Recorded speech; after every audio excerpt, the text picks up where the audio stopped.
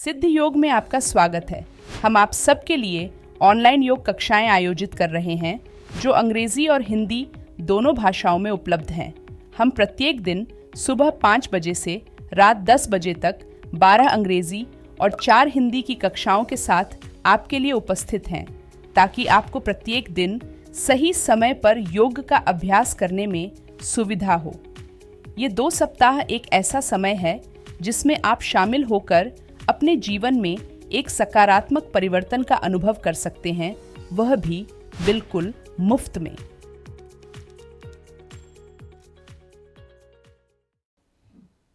दोस्तों, क्या आप अपनी ओवरऑल बॉडी की स्ट्रेंथ और फ्लेक्सिबिलिटी को बढ़ाना चाहते हैं?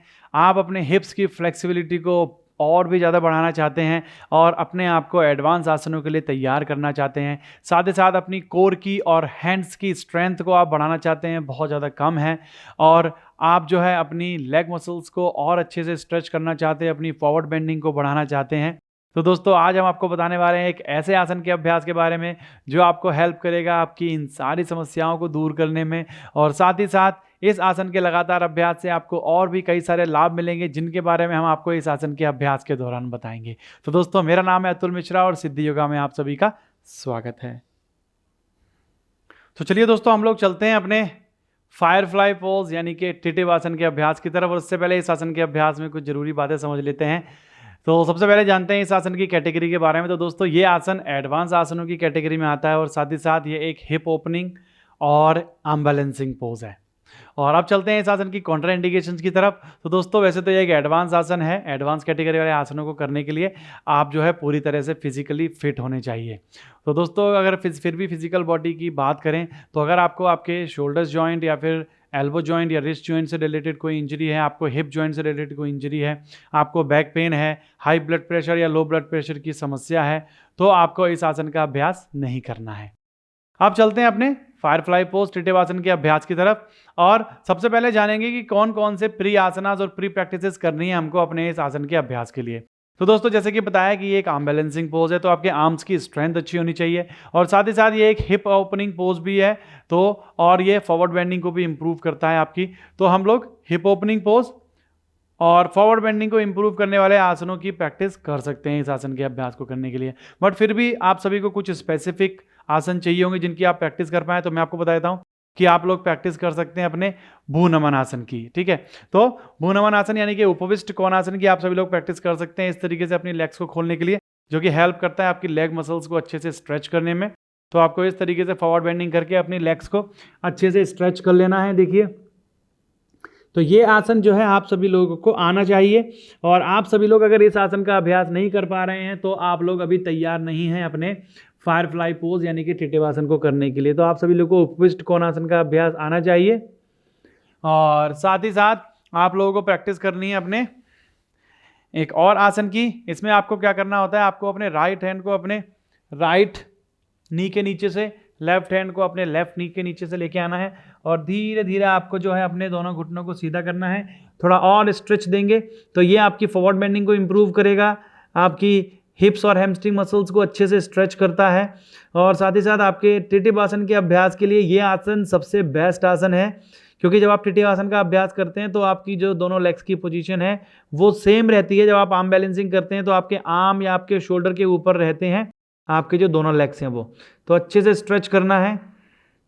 वापस आने के लिए घुटनों को थोड़ा सा बेंड कीजिए, फिर अपने दोनों हाथों को एक एक करके बाहर निकाल लेंगे। साथ ही साथ आप प्रैक्टिस कर सकते हैं अपने कंपास पोज की इस तरीके से। तो आपको अपने दाएं पैर के घुटने के पीछे का जो भाग है उसको अपने शोल्डर के ऊपर रख के इस तरीके से आपको स्ट्रेच करना है अच्छे से, और नेक को अपोजिट साइड टर्न करेंगे तो ये आपका कंपास पोज है, सूर्य यंत्रासन। तो दोनों पैरों से आपको अपने कंपास पोज सूर्य यंत्रासन की अच्छे से प्रैक्टिस करनी। सबसे जरूरी चीज कि आपका जो back of the knee part है, घुटने के पीछे वाला पार्ट जो है वो आपके शोल्डर के ऊपर आना चाहिए, तब भी आप टिटिव आसन को कर पाएंगे। तो यहाँ पर आपको ये आसन आपको कर लेना है इस तरीके से।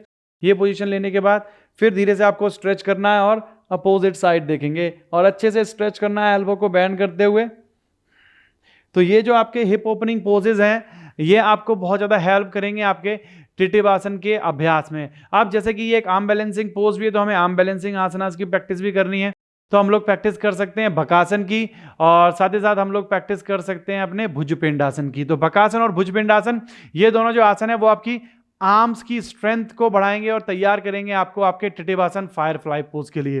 तो देखिए कैसे करना है आपको। तो बकासन का अभ्यास, अगर आप टिटिवासन का अभ्यास करना चाहते हैं तो आपको बकासन का अभ्यास आना चाहिए, ठीक है। और आप सभी लोग जो है बकासन का अभ्यास जो है एटलीस्ट 25 से 30 सेकेंड तक कर पाएं, तभी आप अपने फायरफ्लाई पोज को करने के लिए तैयार है। तो देखिए बकासन में आपको क्या करना है, दोनों नीज को अपने दोनों अंडर आर्म में रख लेना है और धीरे से आपको इस तरीके से जो है बकासन की प्रैक्टिस करनी है और अपने दोनों एल्बोज को सीधा करके बकासन का अभ्यास करने का ट्राई करना है। तो इस तरीके से जो है बकासन का अभ्यास आप सभी को करना है अपने फायरफ्लाई टिटिवासन के पहले।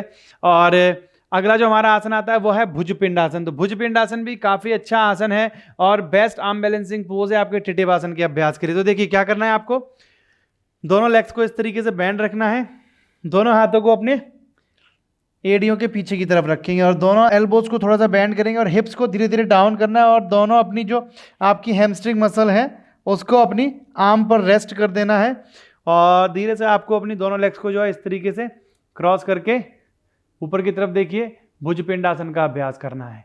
तो ये भुजपिंड आसन भी आपकी हिप ओपनिंग भी करता है और साथ ही साथ आपकी आर्म्स की स्ट्रेंथ को भी बढ़ाता है, जो कि आपके टिटिवासन के लिए बेस्ट आसन है आर्म बैलेंसिंग में। वापस आएंगे, धीरे से रिलीज करेंगे और बैठ जाएंगे मैट पर। तो ये जो आपको प्री आसनास और प्री प्रैक्टिसेस बताई हैं, इनका आपको अभ्यास जरूर करना है और इन सभी का अभ्यास आपको आना चाहिए अच्छे से अपने टिटिवासन का अभ्यास करने से पहले, ठीक है। अब चलते हैं हम लोग अपने टिटिवासन की तरफ, ठीक है। तो देखिए सबसे पहले टिटिवासन के अभ्यास के लिए हम लोग ब्लॉक्स का यूज करेंगे। और ब्लॉक्स का यूज क्यों करेंगे, ब्लॉक्स का यूज इसलिए करेंगे क्योंकि जब आप अभ्यास कर रहे हैं तो आपकी जो कोर की स्ट्रेंथ है वो बहुत ज़्यादा अच्छी नहीं होती है स्टार्टिंग में, और आपके टिटिवासन में आपकी कोर और आपके हैंड्स की स्ट्रेंथ बहुत अच्छी होनी चाहिए। तो इसलिए अगर हम ब्लॉक्स का यूज़ करेंगे तो हमारी कोर की स्ट्रेंथ अगर थोड़ी कम भी है तो भी हम टिटिवासन का अभ्यास कर पाते हैं, इसलिए स्टार्टिंग में हम लोग ब्लॉक्स का यूज़ कर रहे हैं, ठीक है। तो देखिए कैसे आपको करना है, आपको अपने दोनों पैरों को ब्लॉक्स के आगे की तरफ रखना है। देखिए इस तरीके से नीज को बैंड करेंगे, दोनों हाथों को अपने जो है दोनों पैरों के अंदर से लेके आना है और अपने जो है back of the knee part, घुटने के पीछे का जो पार्ट है उसको अपने शोल्डर के ऊपर लेके आएंगे, मैक्सिमम शोल्डर के ऊपर की तरफ। देखिए इस तरीके से अच्छे से, और दोनों हाथों को ब्लॉक्स पर रख लीजिए, धीरे धीरे हिप्स को रिलैक्स करना है नीचे की तरफ।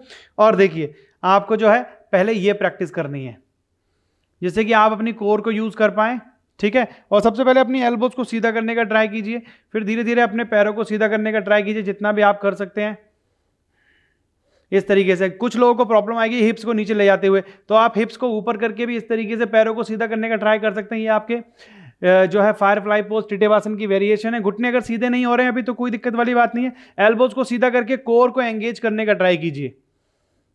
सामने की तरफ देखिए, थोड़ा सा और ऊपर की तरफ उठाएंगे, फिर धीरे धीरे पॉसिबल है तो हिप्स को थोड़ा नीचे जाने दीजिए, पैरों को ऊपर की तरफ उठाइए।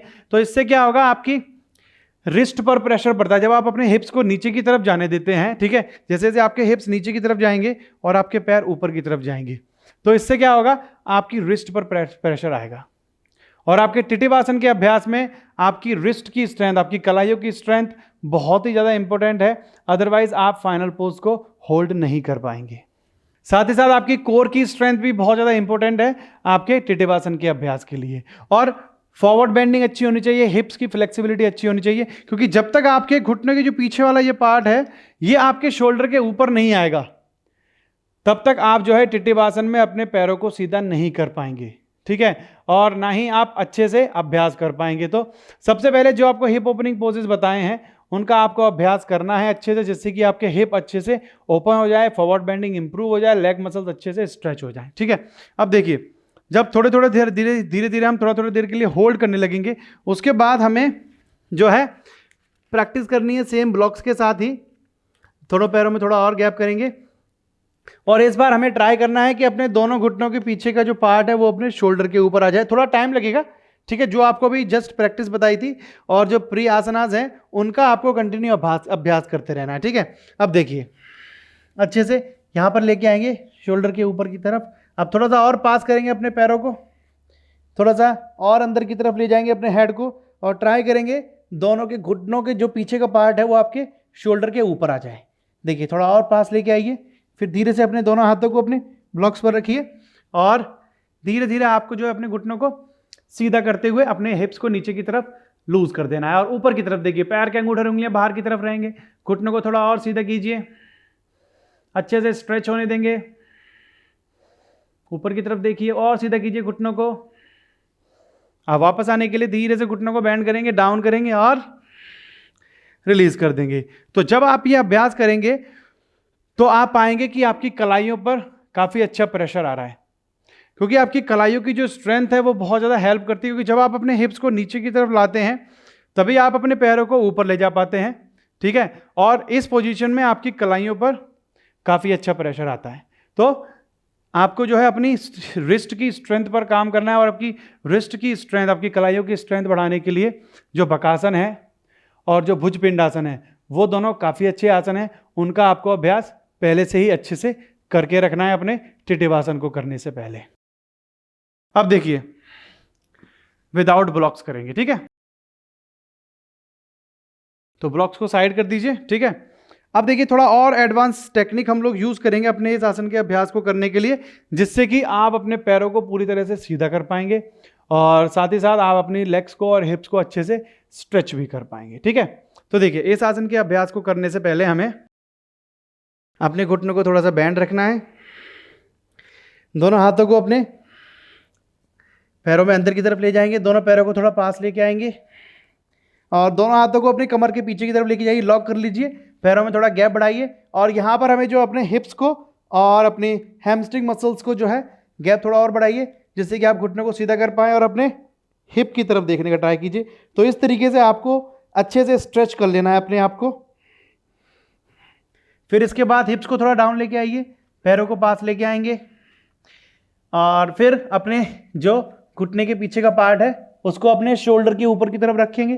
फिर अपने दोनों हाथों को नीचे रखेंगे और धीरे धीरे आपको इस तरीके से जो है घुटनों को सीधा कर पाएंगे और टिटिवासन का अभ्यास कर पाएंगे। कोर को टाइट रखिए, घुटनों को सीधा करते रहिए, पैर के अंगूठे और उंगलियों को खींच कर रखिए। बहुत बढ़िया। हिप्स को थोड़ा सा अप रखेंगे मैट से, यस, टच नहीं करना है।